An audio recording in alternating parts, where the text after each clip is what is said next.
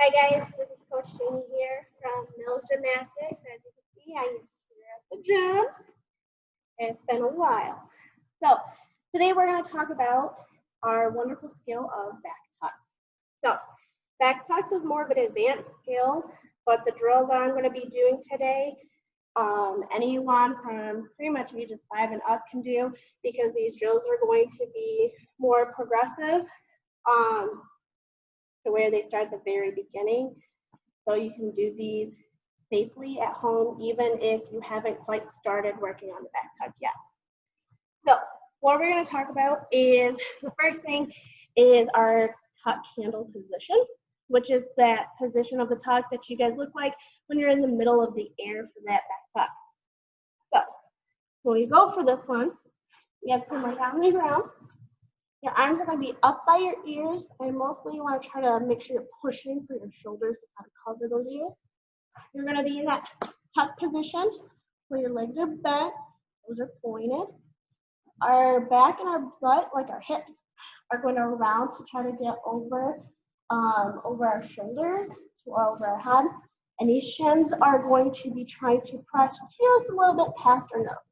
So, I'm going to go up. And you can see rounding and tuck.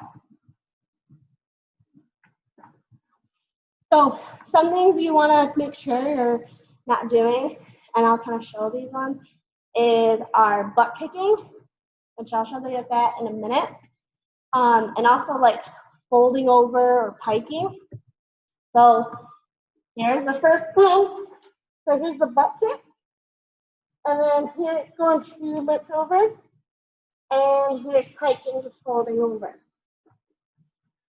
So again, making sure we don't do those kind of things, but we mostly focus on that first tuck shape that we talked about with the rounded butt over, our shoulders head region, and our shins just passing. So once you get comfortable with that, we're going to do something that's called the tuck handle position with shin taps.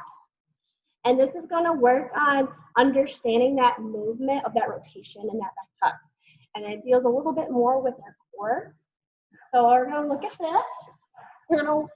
For a good indication, it's good to have like a wall or something that's stable so where you can tap those shins. So take a look at that. And we'll see. All right, I'm going to go up. And I'm just going to tap.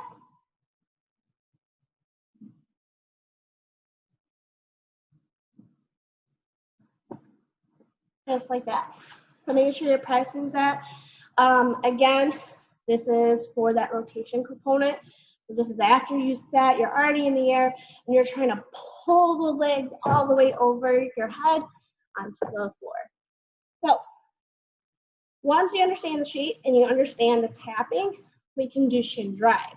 So it's where you're starting laying down, and you're just going to pull up into that position as fast as you can to try to drive those shins over. Okay? Hold it down. And like drag.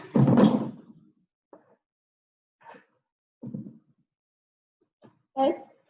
So that one, we are trying to drive those hips and shins all the way over, and trying to get them fast. Again, practicing, trying to get a little bit cleaner as you go, and trying not to cheat it. So with cheating it, you don't want to kind of like go like this and go. You want to try to pull the whole thing. All right. So a challenge I have for you guys, which you'll need a partner, and that partner can be anybody in your household because it's very safe to do. You're going to get in that tuck handle position, the first position that we showed, and whoever that partner is going to try to move those legs. So when your legs are together, they're going to try to pull them apart. Your goal is to make sure they do not pull them apart. These legs need to be best friends. They need to be buddies. So they can also try like making your legs straight or bending them more, but you want to keep them in that perfect 90-degree angle, that perfect L, okay? So they can do that. And this is just a tightening drill, a tightening exercise, just to get you guys to understand how to squeeze those muscles and hold that shape So that way that when you do get this in the air one day, it'll be solid. All right, so now we're gonna move on over to here. So over here, I'm going to be showing the next drill. So the next drill is dealing with a back roll. For most people that actually are working on the back tucks now, they typically will have a backward roll. For those of you that are a bit more beginner and doesn't have that backward roll quite yet, I'll kind of show you an alternate. As for me, I am using a wedge because Coach Jamie is a little dusty on her backward rolls and she needs the assistance of this amazing mat. So we are going to be working on trying to backward roll, but not just backward rolling, but trying to actually pull our shins through. So one thing that a lot of our tumblers and gymnasts struggle on once they throw that back tuck is not understanding how to get those feet to that floor. And part of that is not understanding that belly that pulls when we were talking about those shin taps, and pulling it all the way through. Instead, there's certain points that, especially when you're a little bit beginner with it, you stop doing that rotation once you pretty much see the floor. So this drill is just kind of push for the fact of you need to make sure you're pulling all the way through the shins, all the way through the rotation. All right, I'm gonna get up on my mat. So again, I am trying to keep these legs together. I am trying to push these shins all the way over while trying to get that body shape that we did earlier with that tuck handle. So I'm gonna watch this, nice and tall, cover those ears, and push. Okay? So the more you can pull those shins all the way in, the better. If you have a wedge mat at home, you're more than likely to you're more than welcome to use the wedge mat. If not, and you're ready to use the floor, you may. Over here, though, I have a little bit something different. Chances are you're not going to have these mats at home, and that's okay. But I'm more so just looking for the fact that you guys can use something that's just a little bit off of the ground, that's also stable and sturdy, so that when you're on it, it doesn't fall away from you, because we don't want to cause any injuries at home. If you do not have something that is sturdy, it's okay. So don't worry about having to push for this drill because the other drills are going to be very beneficial as well. So this one I like to do with especially some of my beginners. We put a hand on each side of our stable surfaces, and we're just going to work on pulling, so like rounding that little hip area and pulling those shins forward. So we go push and we pull. So might not be seeing like the full tuck, but it really is still working on that rotation component for the ending.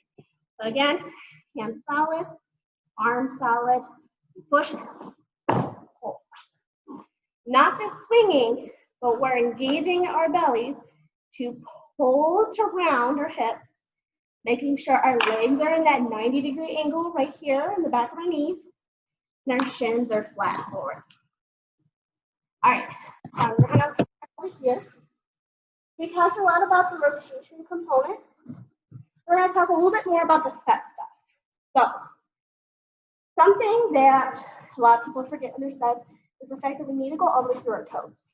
So, we're gonna do something called a calf raise, which is also our heel raises, which a lot of you might know or may not know.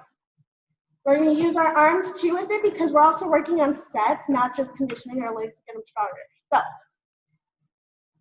legs can be either feet together or just a smidgen apart.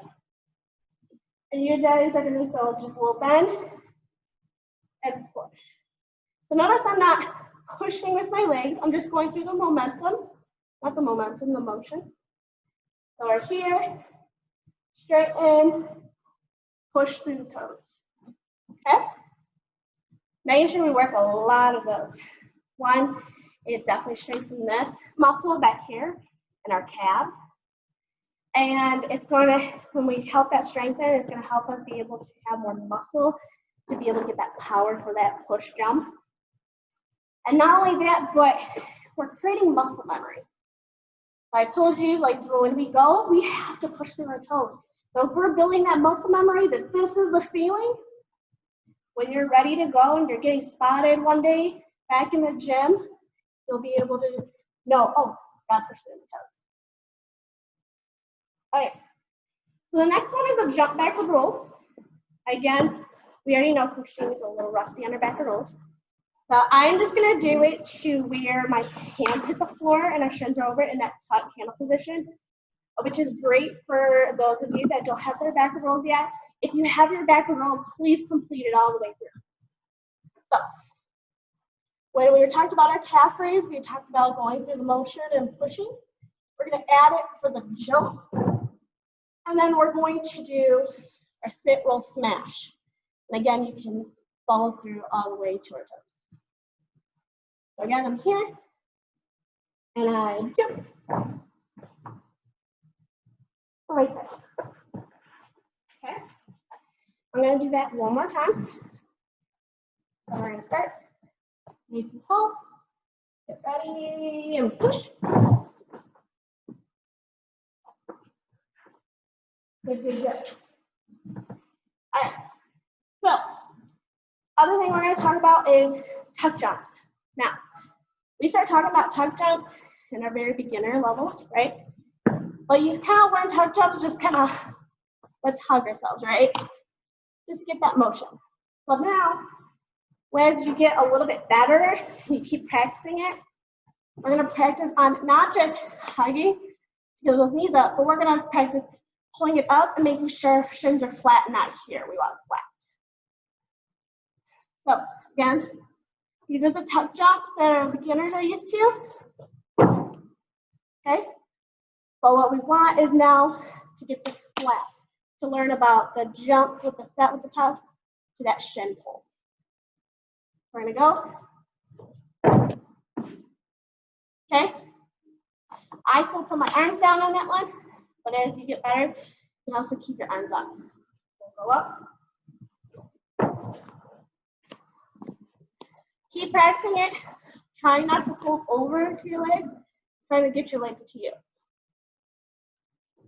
All right. Woo. So our next one is this. It's like a kneeling jump, and I would suggest to make sure if you are going to do this that you have soft surfaces. If you have too hard of a surface, I wouldn't do this because you don't want to end up hurting like your shins or your knees or ankles. This one's a little bit more challenging. So this one, you start on your shins, your toes are tucked underneath, and you're going to work on swinging and jumping from your shins to get to your feet. So again, this might look a little goofy on coaching, but we're going to try. Practice makes good skill. All right, we're going to go. Okay, so a little rusty, but I need it. We'll keep practicing it. All right, so I'll go again. So, push. If you don't make it to your feet, that's okay.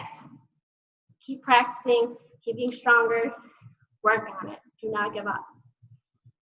All right, so once we have those, we're going to combine 3 of these. So we're going to combine our knee jump with our tuck jump with our backward roll. Getting all those components. So we're getting that learning jump factor, that pull through here and here. We're getting the actual set and then the tuck, getting that shape. And then we're getting that delayed feeling of the jump, that roll when you guys are going that tuck jump down and roll. Again, I am only going to go to on a tuck handle. If you have a full backward roll, please do so. So we're going to go here, starting on our shins. We're going to jump, tuck jump, woo. So I'm going to do it one more time. So again, starting on our shins, nice and tall. Here, up, up,